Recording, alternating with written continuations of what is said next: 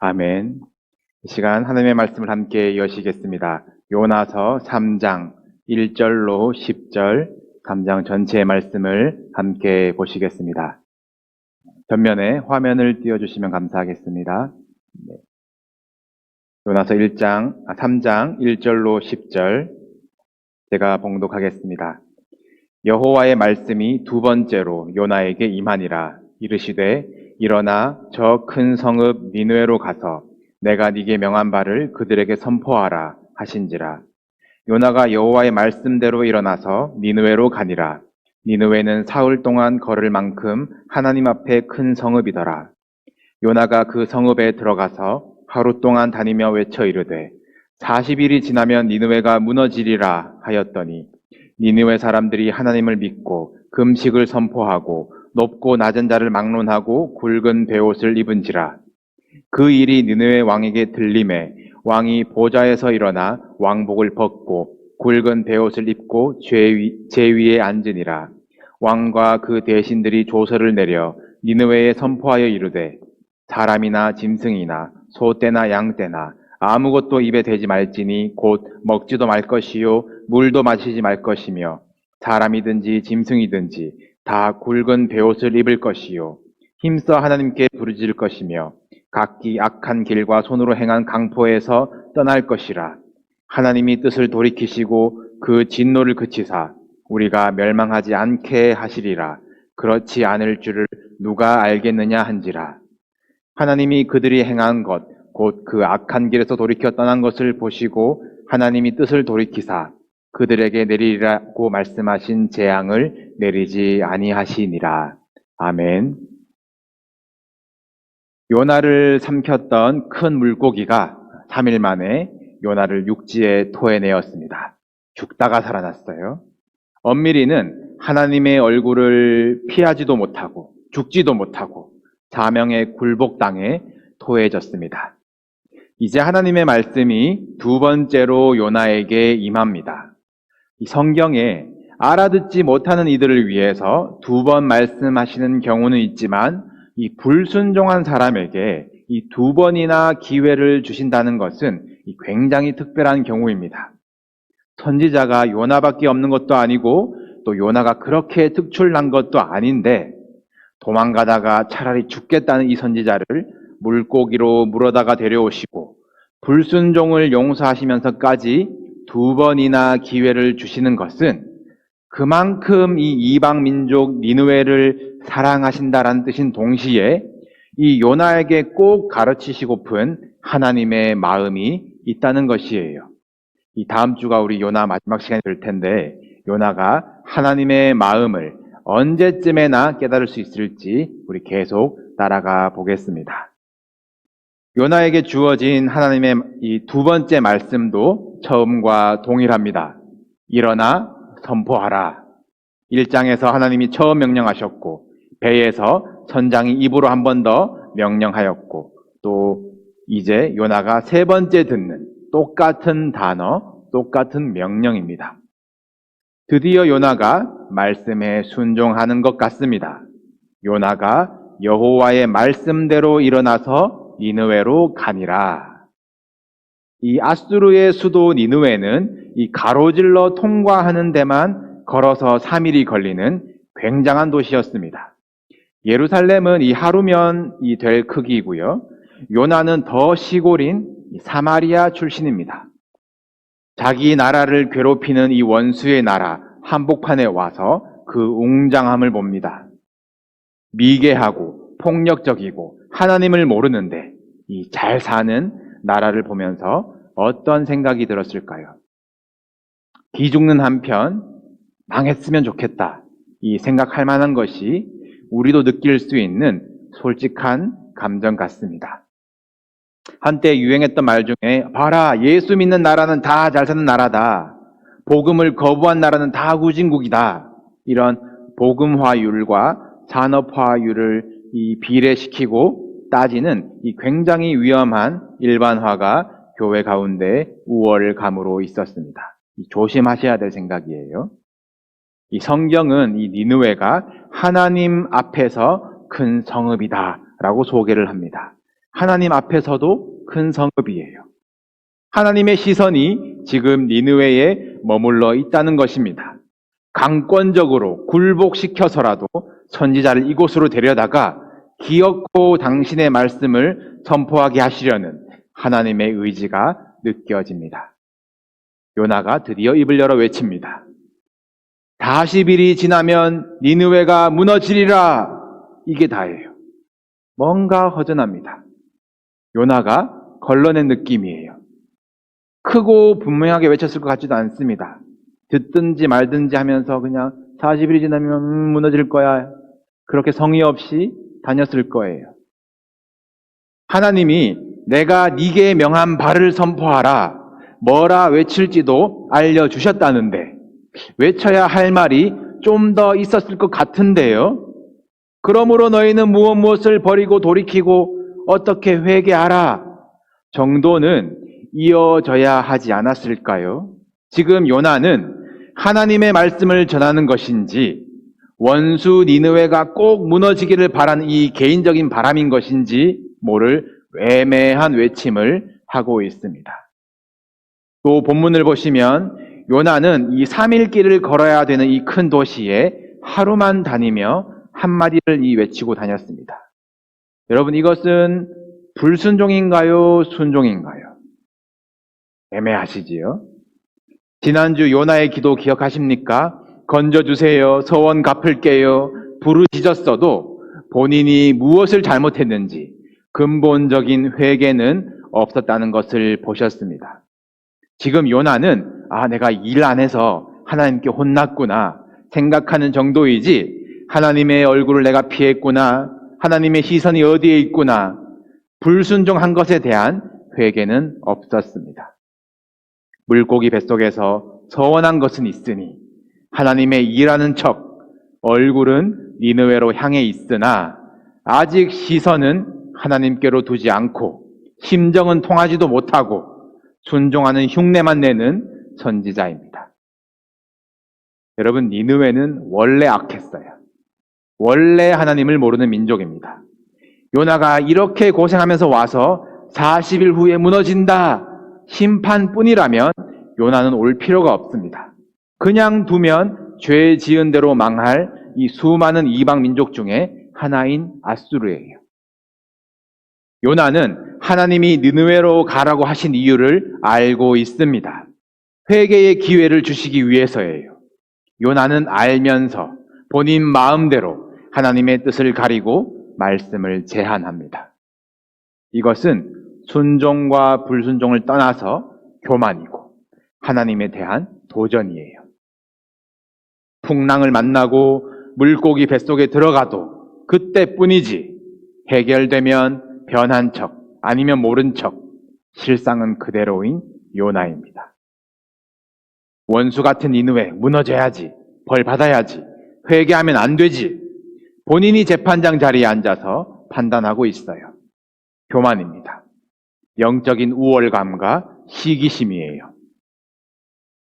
여러분을 교만하게 만들고 하나님께 도전하게 만드는 이 영적인 시기심을 경계하시기 바랍니다. 저 사람이 회개하고 변화받았다고? 내가 보기엔 그대로인데, 내가 기도했을 때 일이 딱 해결되어야지, 내가 기도 안 했는데 무슨 일이. 이런 교만들이 우리 마음에 올라올 때가 수도 없이 많습니다.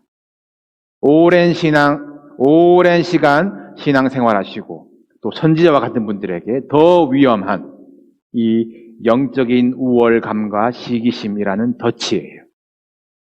나도 살고 예수도 살아야지 사시는 분들입니다. 나는 죽고 예수는 살고 이것은 도저히 못하겠다라는 신앙의 한계를 가지신 분들이에요. 불순종은 아닌데 그렇다고 순종도 아닌 애매한 신앙생활을 하시는 분들에게 권면합니다. 여러분이 순종하시든 안 하시든 하나님은 하나님의 일을 해 나가십니다.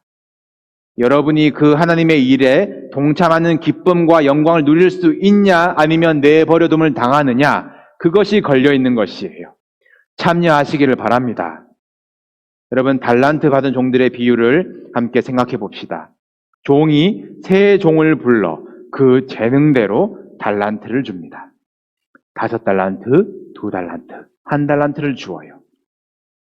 주인이 다른 명령을 하지 않고 맡기기만 했지만 이 5달란트 받은 자는 주인의 뜻을 잘 알고 있습니다. 가장 큰 재능을 가진 자다워요. 이 종들에게 재능은 무엇이겠습니까? 주인의 뜻 잘 알아차리는 능력이겠지요. 5달란트 받은 자는 바로 가서 장사하여 5달란트를 남깁니다. 2달란트 받은 자도 이를 보고 5달란트 받은 자를 따라하였다고 해요. 이 두 사람은 착하고 충성되었다 칭찬을 받습니다. 그리고 더 많은 일을 맡기신대요. 그리고 포상으로 주인의 즐거움에 참여하는 상을 받습니다. 이것이 성도의 영광이에요. 더 많은 일을 맡는 일, 내 즐거움이 아니라 주인의 즐거움에 참여하는 것이 여러분이 주의 일을 감당하는 동기가 되시기를 바랍니다. 1달란트 받은 자는 어떤가요? 나는 왜 1달란트야? 이 시기심에 사로잡힙니다. 자존심 때문에 앞에 두 사람 따라하지는 못하겠어요. 그는 맡은 달란트를 땅에 묻어 놓습니다. 여러분, 이것은 순종인가요? 불순종인가요? 불순종은 아닌 것 같은데 그렇다고 순종도 아닙니다. 참 애매하지요? 여러분, 달란트라는 이 단위는 국가 대 국가가 주고받는 단위예요. 1달란트를 오늘날 시세로 한 200만 불 정도로 추정을 합니다. 여러분, 200만 불 땅에 묻어놓고 잠이 오시겠어요, 여러분? 하루에도 수번씩 확인하고 신경 쓰고 비 오면 조마조마하고 이 정도 나름 애쓰고 수고하였습니다. 그리고 나중에 주인에게 주여 당신의 것을 가지셨나이다 나름 당당해요. 손해 안 보고 그대로 지켰다는 것입니다. 그러나 주인은 이 종에게 악하고 게으르다 질책합니다. 순종도 아니고 불순종도 아닌 이 종을 향하여 주인은 무익한 이 종을 내쫓으라 말씀하세요. 여러분, 믿음 그대로 지키시기도 참 힘드시지요? 믿음을 그냥 지키기만 해도 대단한 참 어려운 시대를 살아가고 있습니다.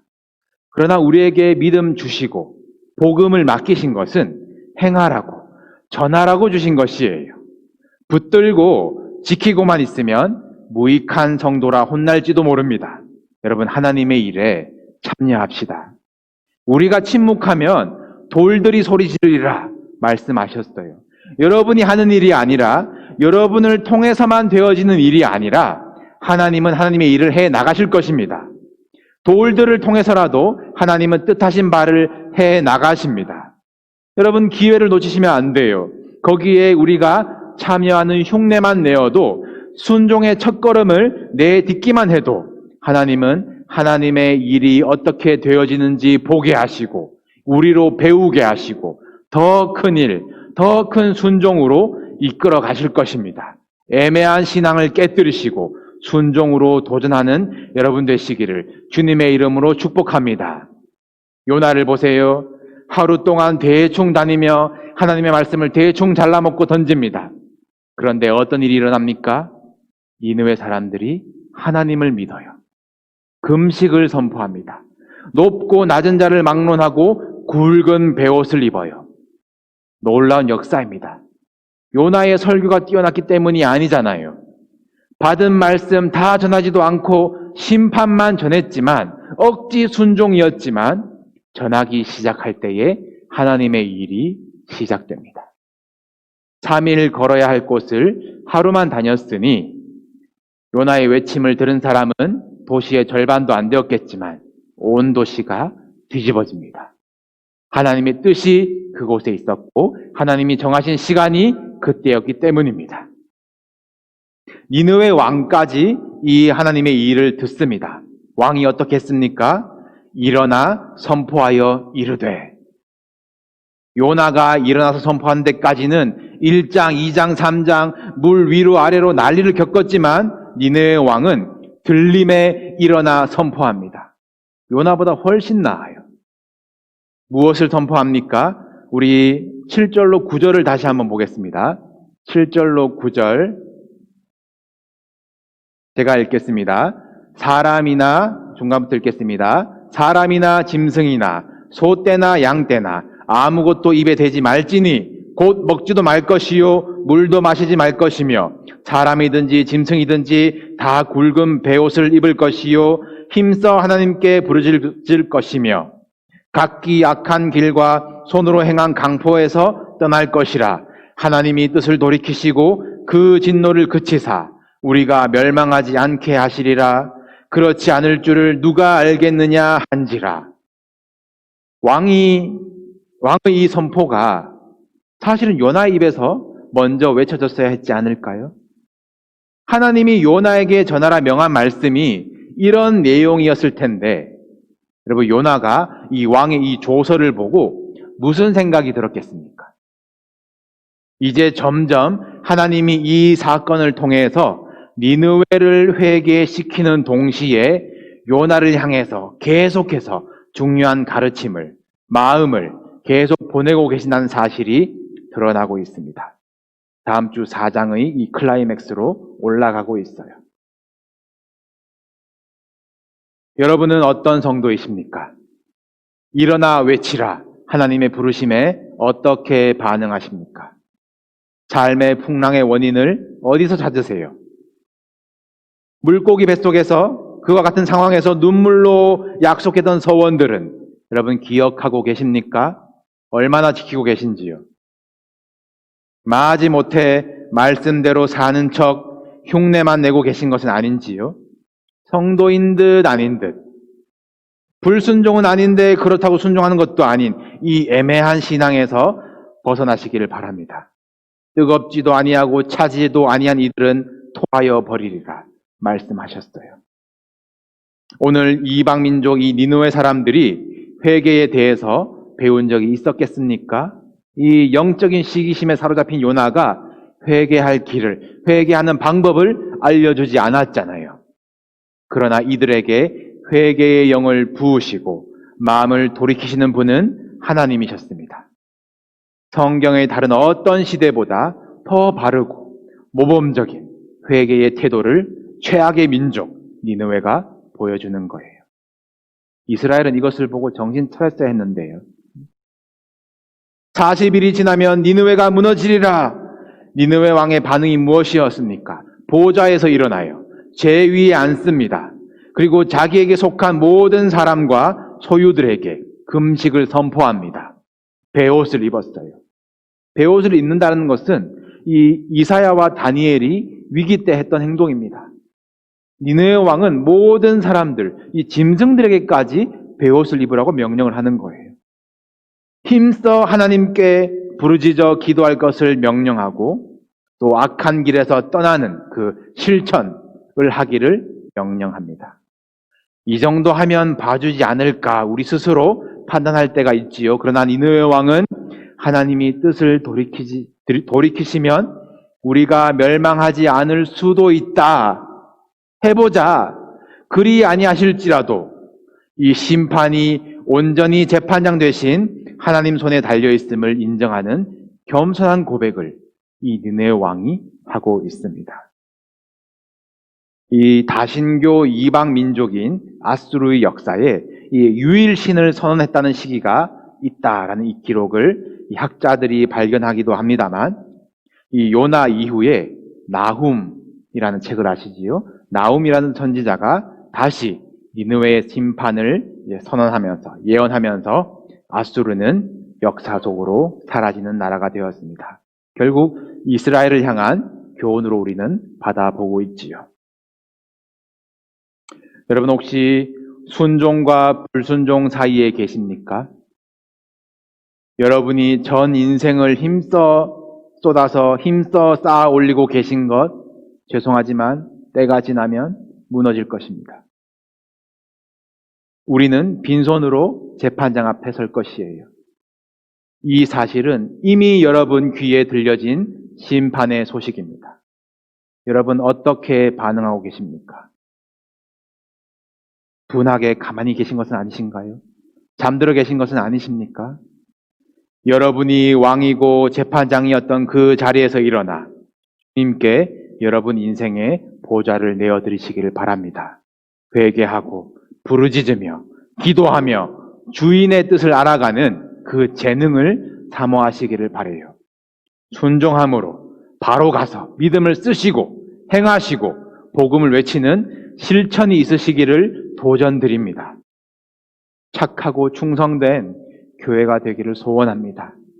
시기와 우월감들 버리고 작은 일부터 순종하여 더 많은 일을 맡아봅시다. 이해되지 않아도 순종할 때에 하나님이 어떻게 일하시는지 우리 경험해 봅시다. 천국에서 주인의 기쁨의 잔치에서 우리 모두 다시 만나는 우리 교회 성도님 되시기를 주님의 이름으로 축복합니다.